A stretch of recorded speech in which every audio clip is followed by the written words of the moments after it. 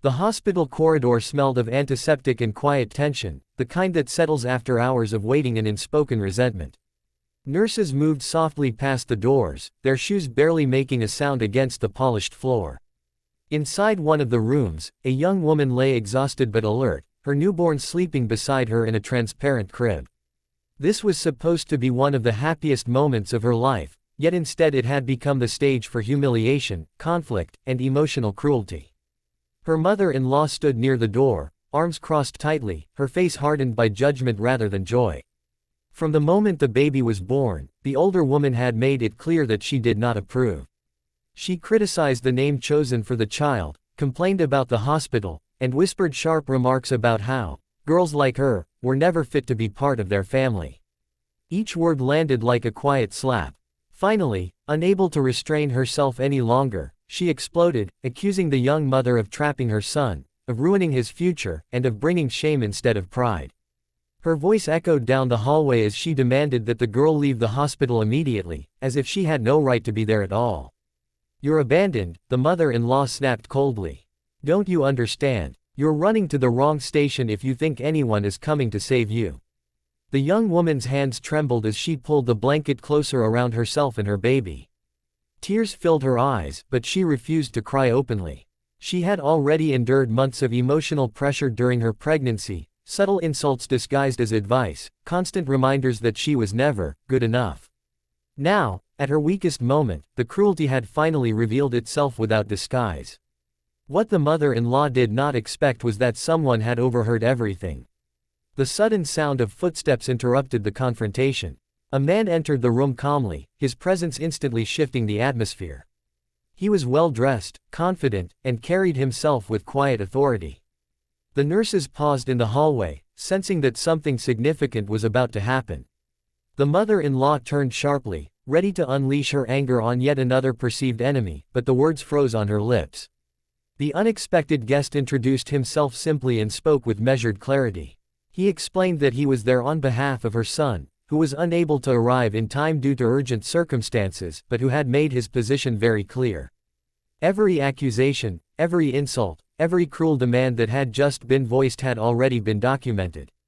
The room grew painfully silent as the realization began to sink in. The man continued, calmly but firmly stating that the young mother was not abandoned at all.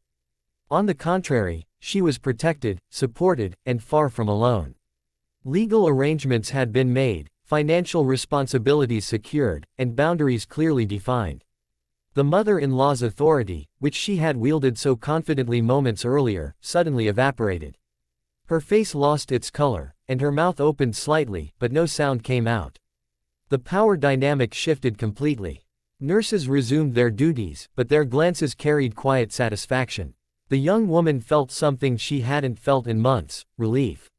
Not triumph, not revenge, but the simple comfort of knowing that the truth had finally spoken louder than cruelty. The mother-in-law, once so dominant, now stood motionless, confronted with the consequences of her own behavior. As security politely but firmly escorted the older woman out, her earlier words echoed hollowly in the room. The door closed, and the silence that followed was no longer heavy. It was peaceful. Elsewhere, thousands of miles away, another confrontation was unfolding under very different lights, but driven by the same intensity of emotion. On the brightly lit set of the Graham Norton Show, laughter usually flowed effortlessly, and sharp humor was welcomed. But on this particular night, the atmosphere shifted in a way no one expected. Denzel Washington, known for his composure, intelligence, and commanding presence, sat across from Graham Norton, engaging in what began as a lively discussion. The topic, initially lighthearted, gradually turned toward issues of responsibility in Hollywood, public accountability, and the pressures placed on actors to comment on social matters. What started as playful debate quickly sharpened into something far more personal. Denzel's tone remained controlled, but his words carried unmistakable weight. He challenged the framing of certain questions, pointing out how narratives are often simplified for entertainment, while real consequences are ignored. The audience laughed nervously at first, unsure whether they were witnessing banter or the early stages of conflict. Graham attempted to steer the conversation back toward humor, but the tension had already taken hold. When a comment crossed a line, subtle, perhaps, but significant. Denzel's expression changed. He paused, choosing his words carefully, then spoke with quiet intensity about respect, integrity, and the responsibility that comes with influence. The studio fell silent. There was no shouting, no theatrics, just a clear refusal to participate in what he felt was a misrepresentation of serious issues. After a brief exchange that left no room for misunderstanding, Denzel stood up. He thanked the audience, nodded politely, and walked off the stage. Producers moved quickly, cameras cut away, and what was meant to be another memorable episode turned into a moment of stunned disbelief. Reports later described it as a fiery exchange, not because of volume, but because of the undeniable force behind his words. In both places, the hospital room and the television studio, the same truth had surfaced. Power does not always announce itself loudly. Sometimes it arrives quietly, shifting the balance in a single moment. The mother-in-law who believed she could dominate through fear was rendered speechless by accountability. The talk show that thrived on clever provocation was halted by a man who refused to compromise his principles. For the young mother, that day marked the end of one chapter and the beginning of another. She held her child closer, understanding that strength does not always look like confrontation. Sometimes it looks like endurance until the right voice enters the room. And for millions watching the news later, Denzel Washington's exit served as a reminder that dignity can be more powerful than applause. Different worlds, different stages, but the same lesson echoed through both stories. When truth arrives unexpectedly, those who rely on intimidation or manipulation are often left without words. The maternity ward was meant to be a place of beginnings, not endings. Soft lights glowed above the corridor, and the muted beeping of monitors blended with the distant cries of newborns. Yet inside one room, joy had been pushed aside by tension so thick it felt almost physical. The young mother lay pale against the pillows, her body still aching from childbirth, her emotions raw and exposed. Beside her slept her baby, tiny fingers curled tightly as if already sensing the need to hold on. Standing over them was the mother-in-law, rigid, disapproving, and burning with resentment that had been building for years. From the very first day of the marriage, she had made it clear that the young woman was not the daughter-in-law she had envisioned. She was from the wrong background, spoke with the wrong confidence, and carried herself with a quiet independence that the older woman interpreted as disrespect. During the pregnancy, criticism came disguised as concern. She questioned the girl's diet, her medical decisions, even the way she smiled. Each comment chipped away at the young woman's confidence, but she endured, believing that once the baby arrived, things would change. They did not. The moment the mother-in-law entered the hospital room after the birth, her eyes scanned the space not with warmth, but with judgment. She barely glanced at the newborn before launching into complaints. The hospital was too expensive. The nurses were incompetent. The baby's name was unacceptable. Her voice grew sharper with every sentence, until finally the restraint she had pretended to maintain collapsed entirely. She accused the young mother of ruining her son's life, of using pregnancy as a trap, of being a burden rather than a blessing. The words poured out without mercy. Nurses paused in the hallway, exchanging uneasy looks. The young woman tried to respond, but her throat tightened, and only silence came out. That silence seemed to enrage the mother-in-law even more.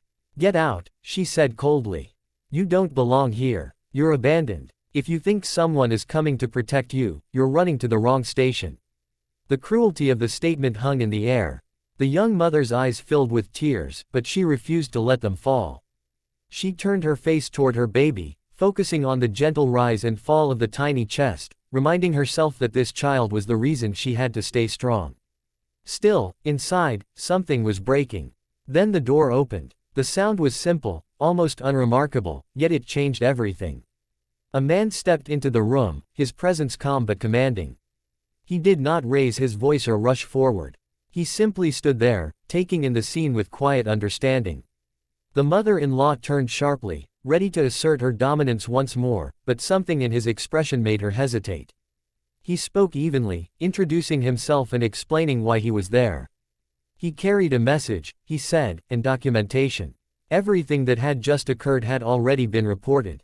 The son, her son, had anticipated this behavior. Arrangements had been made to ensure the safety and dignity of his wife and child. Legal protections were in place. Financial support was secured. Boundaries were no longer negotiable. With every sentence, the mother-in-law's confidence drained away. The authority she believed she held dissolved in the face of facts she could not deny. Her mouth opened, then closed. No argument came. No sharp retort followed. She was silent, stunned by the realization that control had slipped from her grasp. Security arrived discreetly, guided by the man's calm gestures. The mother-in-law was escorted out, her earlier rage replaced by disbelief. The door closed behind her with a soft click that felt louder than any shout. For the first time since the confrontation began, the room felt peaceful. The young mother exhaled shakily. Relief washed over her, not because she had won, but because she no longer had to fight. She held her baby close, understanding that strength sometimes comes from enduring until the truth arrives on your behalf. Across the world, under bright studio lights and the watchful gaze of millions, another moment of unexpected truth was unfolding. The set of the Graham Norton Show was known for its laughter, quick wit, and playful irreverence. Guests came prepared to joke, to charm, to entertain. That night, Denzel Washington took his seat with the same calm dignity he carried everywhere. The conversation began smoothly, filled with humor and light reflections on his career.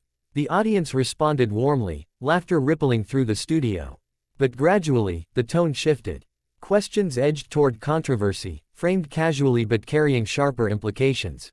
Denzel listened carefully, his expression thoughtful rather than reactive. When the discussion turned toward responsibility and public narratives, he responded with honesty and depth. He spoke about the weight of influence, about how words shape perception, and about the danger of turning serious issues into sound bites. At first, the exchange felt like intellectual debate. Then a remark landed poorly, crossing an invisible line.